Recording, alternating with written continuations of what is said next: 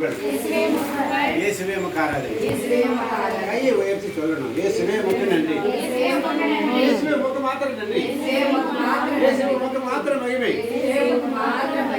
இயேசுவே முக்கு மாத்திரம் மகிமை இவங்க சகல் சொல்ல மாட்டாங்க சொல்லுவாங்கல்ல அதுதான் இங்கிலீஷ் சொல்றான் இயேசுக்கு நன்றி பாடல் புரிந்து கொள்ளும் வரம் கேட்டு ஆண்டவரை தெரியும் ஏன்னா 1 யோவான் 5ஆம் அதிகாரம் 4ஆம் அதிகாரம் 20ஆம் வசனத்துல என்ன வாசம் யாரோ ஒருத்தர் சீக்கிரம் 1 யோவான் 5:20 என்ன சொல்லுகிறது? கடவுளிடம்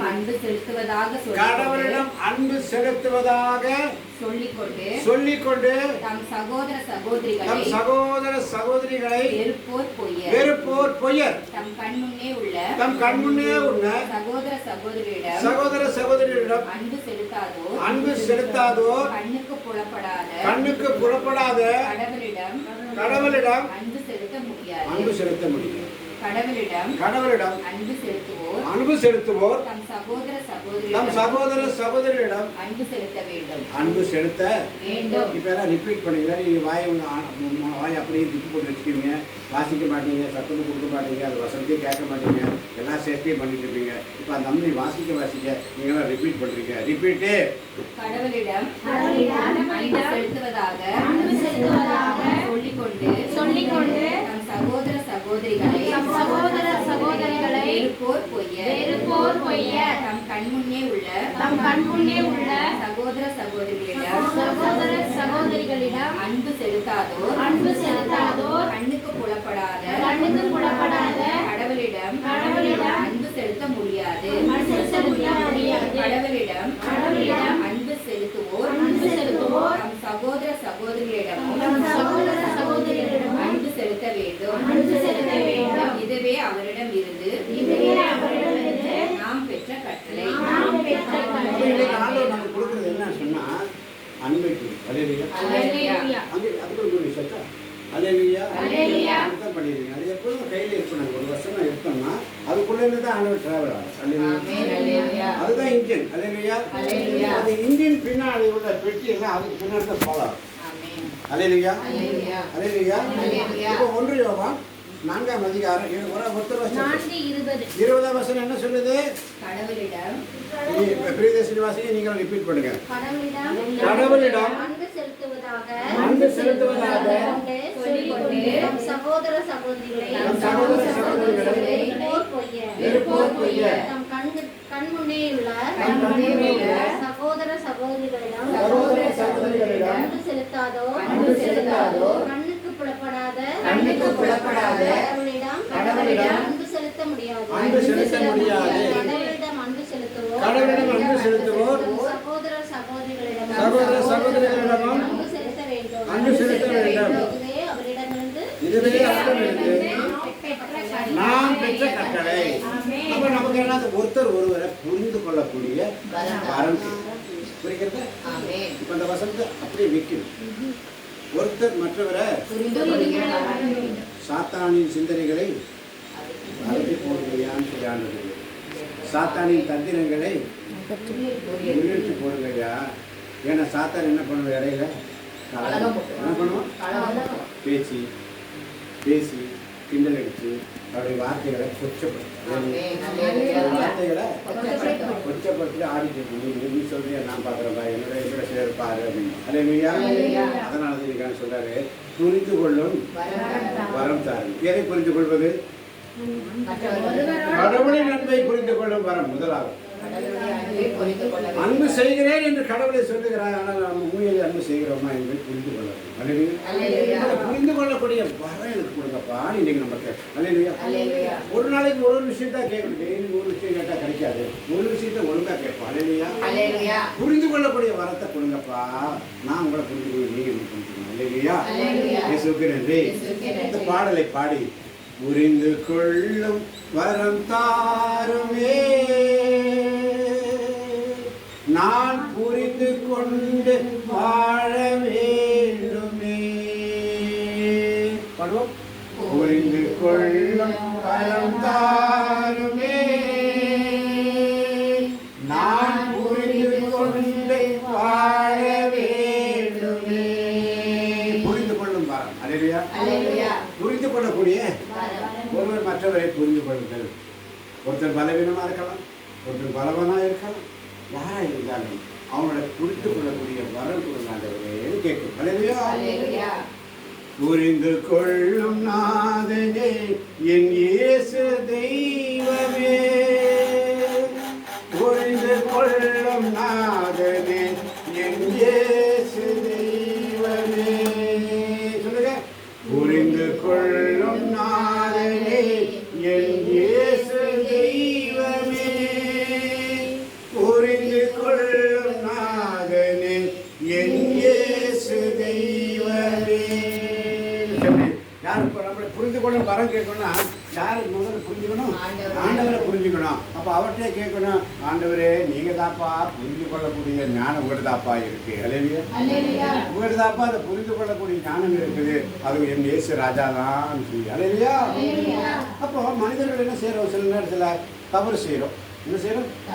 இப்போ செய்யும் தவறை நம்ம திருத்தும் போது நம்மளை எப்படி பார்ப்பாங்க? எப்படி பார்ப்பாங்க? பகைவராய். செய்யும் தவறை திருத்தும் போது பகைவராய் பார்ப்பது ஏனோ? தப்பு செய்யறாங்கன்னா அதை நம்ம திருத்தி பார்க்கும்போது நம்ம எப்படி பார்ப்பாங்க? பகைவராய் பார்க்கிறாங்க. அல்லேலூயா. செய்யும் குற்றத்தை மன்னிக்கும் போது ஏளனமாய் பார்ப்பது ஏனோ?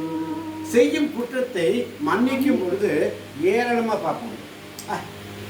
என்னத்தை பண்ணி பெருசா நீ பண்ணிட்ட அப்படின்னு சொல்லி ஏளனம். குற்றத்தை எடுத்து சொல்லும் பொழுது திருத்தும் போது எப்படி பார்ப்பாங்க? பகைவராக பார்ப்பாங்க. அதை நம்ம மன்னிச்சுட்டோம்னு சொன்னா எப்படி பார்ப்பாங்க?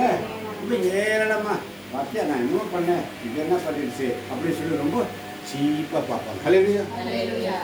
கேள்விதனை கேட்கிறேன் பதில் தாருமே, கேள்விதனை கேட்கிறேன் பதில் தாருமே, என் இயேசு தெய்வமே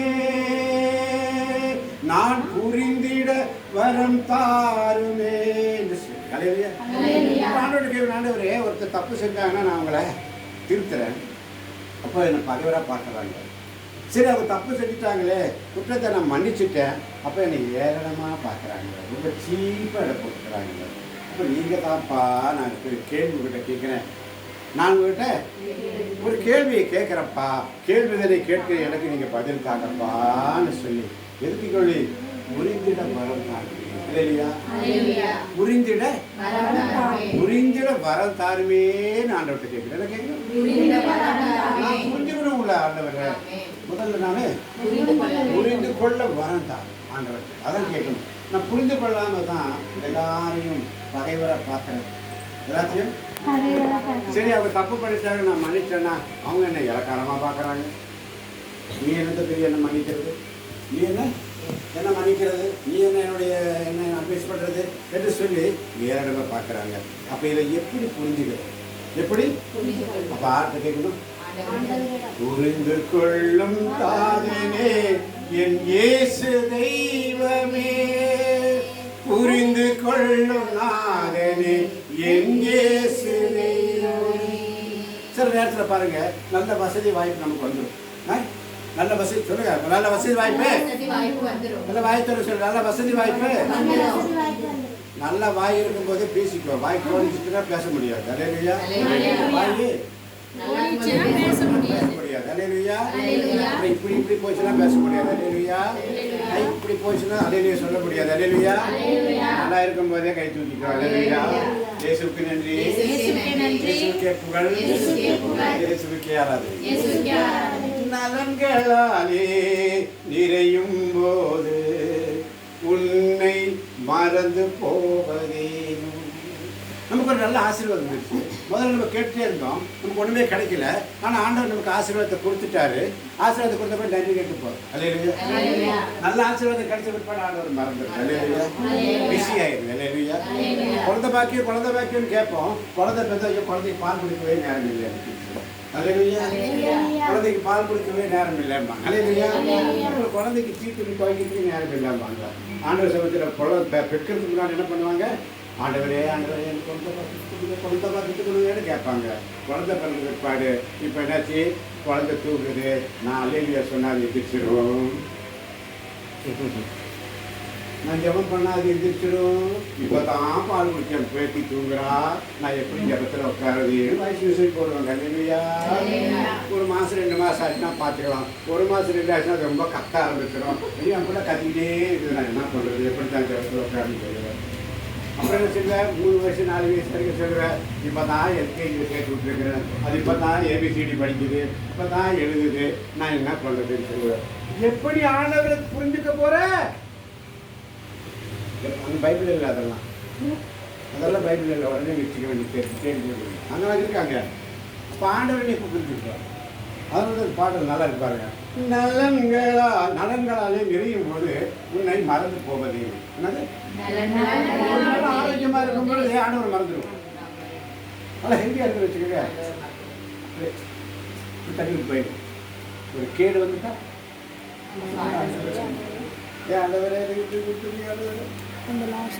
எனக்கு இந்த பிரச்சனை, என் கொட்டு இந்த பிரச்சனை. அப்ப ஜெபிச்சுக்கோங்க, அங்க போய் ஜெபிச்சுக்கோங்க, இங்க போய் ஜெபிச்சுக்கோங்க, அவங்கள்ட்ட போய் ஜெபிச்சுக்கோங்க. நீ ஜெபிச்சியா? நீ ஜெபிக்காம எப்படிமா அவங்க ஜெபிச்சு அவங்களுக்கு கொண்டு வரும்? வராது. இல்லையா? கேட்கிறார் பாருங்க.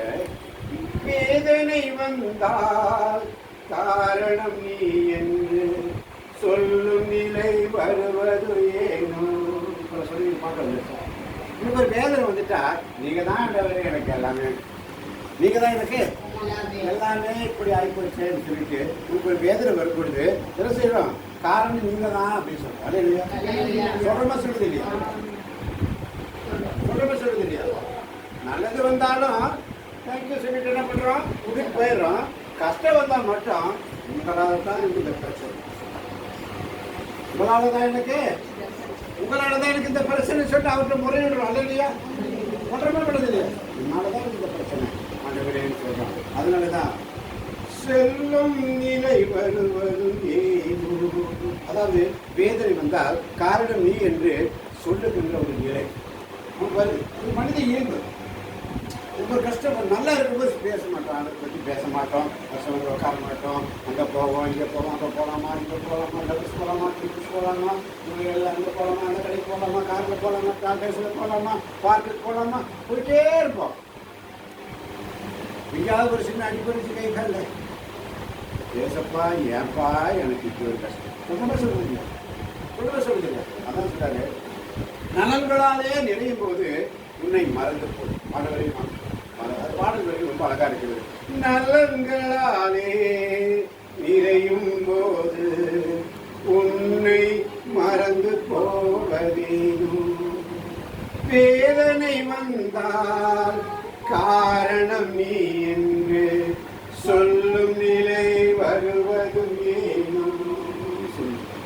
கண்ணீரோடு கேட்கிறேன் பதில் தாருமே, கண்ணீரோடு கேட்கிறேன் பதில் தாருமே. நலன்களை எனக்கு நிறையும் போது நம்மளை மறந்துடுறாங்க. எனக்கு ஏதாவது கேடு வந்துட்டா அப்போ ஏன் எனக்கு இந்த நலன் சொல்லி கேட்குறேன். எனக்கு எதை நான் எதை நான் அப்போ கண்ணீரோடு நான் கேட்குறப்பா, எனக்கு அந்த புரிந்து கொள்ளக்கூடிய எனக்கு நான் புரிந்து கொள்ளக்கூடிய வரது, எனக்கு நன்மை தீமை எல்லாம் உங்களுக்கு தெரியும். எனக்கு நன்மை வருகிறது என்று சொன்னால் ஏதோ ஒரு தீமை உண்டு என்று அர்த்தம். எனக்கு ஒரு தீமை வருகிறது என்று சொன்னால் ஏதோ நலமானதை ஆண்டவர் வைத்திருக்கிறார் என்றார்.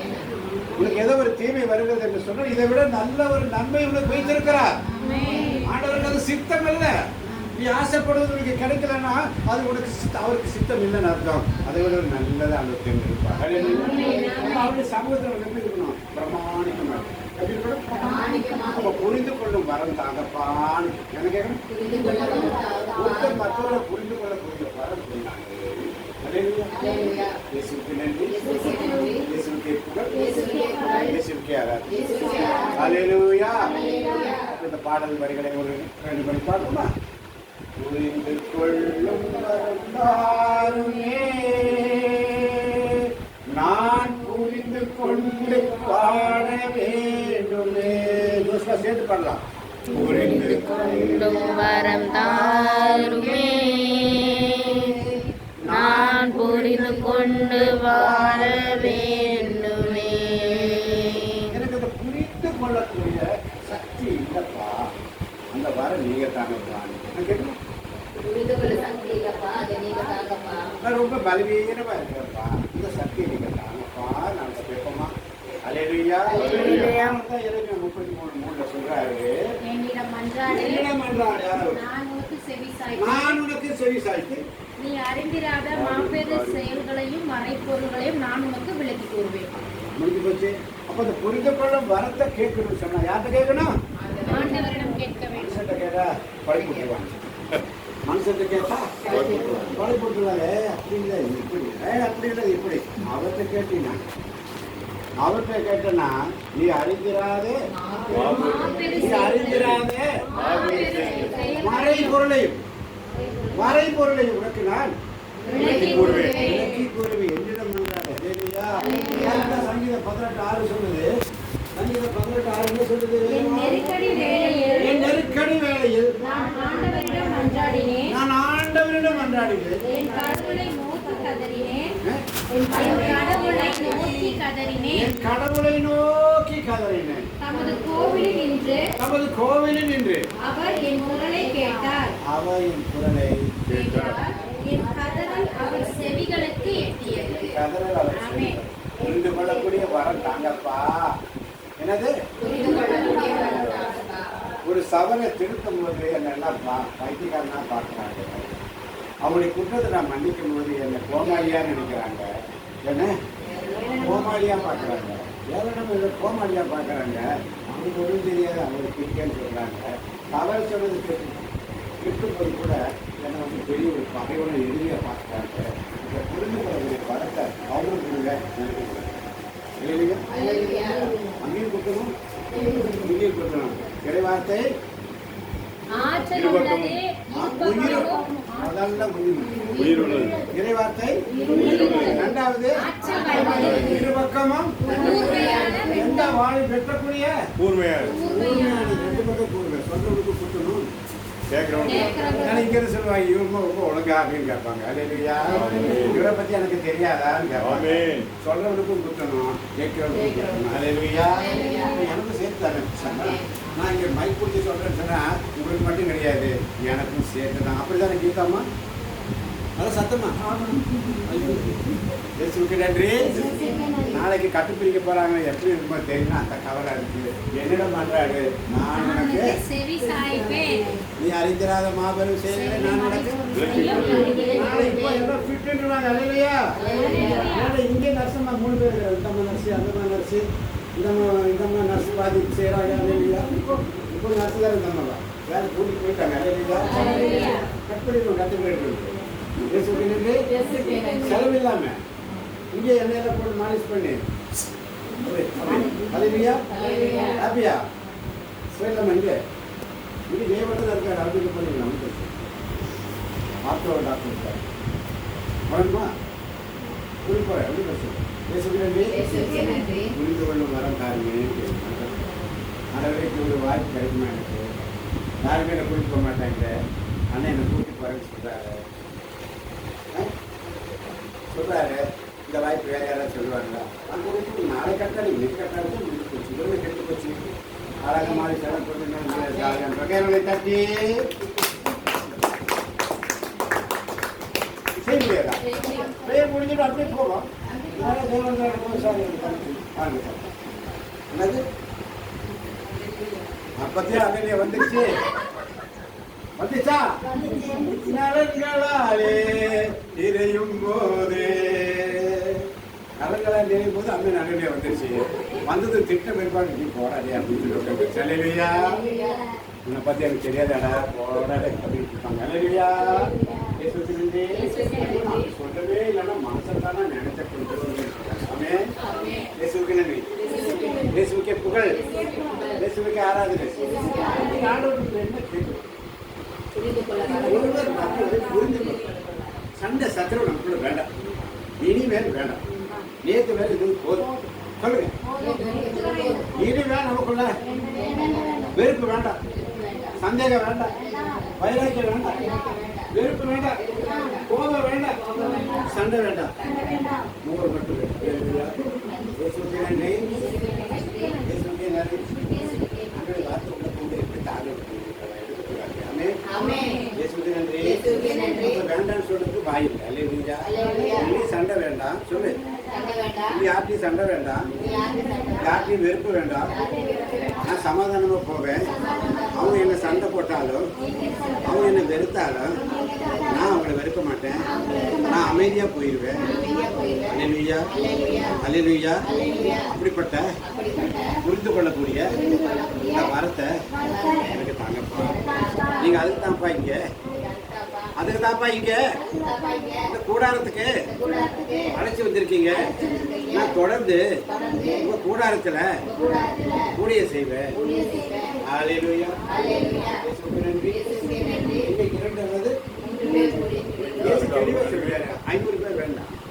எத்தனை பேர் வேண்டாம்? 1000 பேர், 1000 பேர், 2 அல்லது 3 பேர் போதும். அந்த 2 அல்லது 3 பேர் ஒருத்தர் கூட்டிக்கிட்டாங்க. அந்த 2 அல்லது 3 பேர் ஒருத்தர் கூட்டி வாழ்ந்தாலே போதும். 100 பேர் வேண்டுமா? 100 பேர் வேண்டுமா? இயேசுவுக்கு நன்றி. இயேசுவுக்கே புகழ். நீங்க ஆலோசனை கேட்டு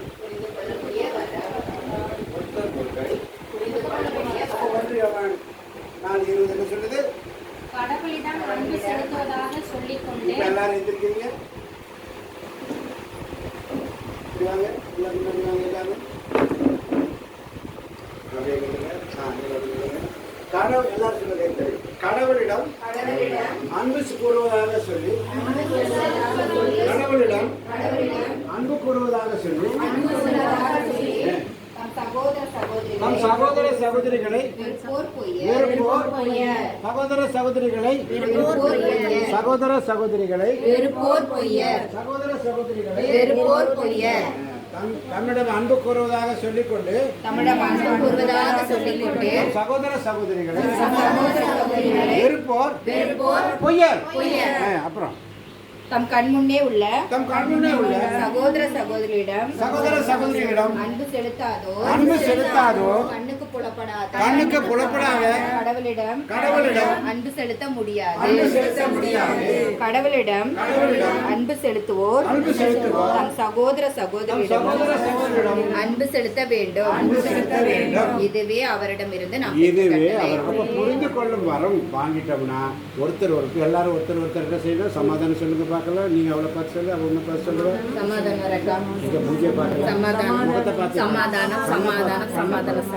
கண்ட பார்த்து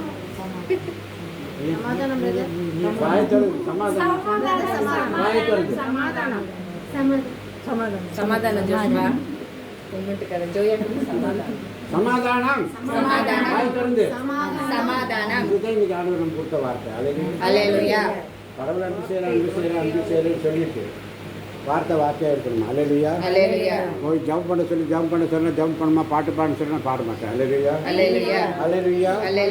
எடுத்து வாசிக்க சொன்னா வாசிக்க மாட்டேன். அல்லேலூயா. லெஃப்ட் ஆகி போயிடுவேன். அல்லேலூயா. நீ பிரேயருக்கு வரமாட்டேன். அல்லேலூயா. இனிமேல் கூடாரத்துக்கு வரமாட்டேன். அல்லேலூயா. எனக்கு அங்கெல்லாம் ரொம்ப கஷ்டமா இருக்குது. அல்லேலூயா. அங்க எனக்கு ரொம்ப கேவலமா இருக்குது. அல்லேலூயா. எல்லாம் என்ன காரணம் பற்றி பேசுறாங்க. அல்லேலூயா. எதை குறித்தும் கவலைப்படக்கூடாது. எதை குறித்தும் ஆண்டவன் நிற்கிற பிள்ளைங்க. விடுதலை நாயகன். அல்லேலூயா. போன வாரம் கலகம் இருந்தாக்கலாம், முந்தின வாரம் கலகத்துக்கு இந்த வாரம் அமைதி இருக்குது. அல்லேலூயா. அதுக்குண்டான நம்பிக்கை ஆண்டவர் உண்டாக்குவார். அதுக்குண்டான நம்பிக்கை ஆண்டவர் உண்டாக்குவார். குதூகலம் கொண்டாட்டமே இயேசுவின் சன்னிதானத்தில் குதூகல கொண்டாட்டமே இயேசுவின் சன்னிதானத்தில் ஆனந்தமே என் நண்பரின் திருப்பாதத்தில் ஆனந்தமே என் நண்பரின் திருப்பாதத்தில் குதூகலம் கொண்டாட்டமே இயேசுவின் சன்னிதானத்தில் குதூகலம் கொண்டாட்டமே இயேசுவின் சன்னிதானத்தில் பாவமெல்லாம் பறந்தது, நோய்கள் எல்லாம் தீர்ந்தது இயேசுவின் ரத்தத்தினால். பாவமெல்லாம் பறந்தது, நோய்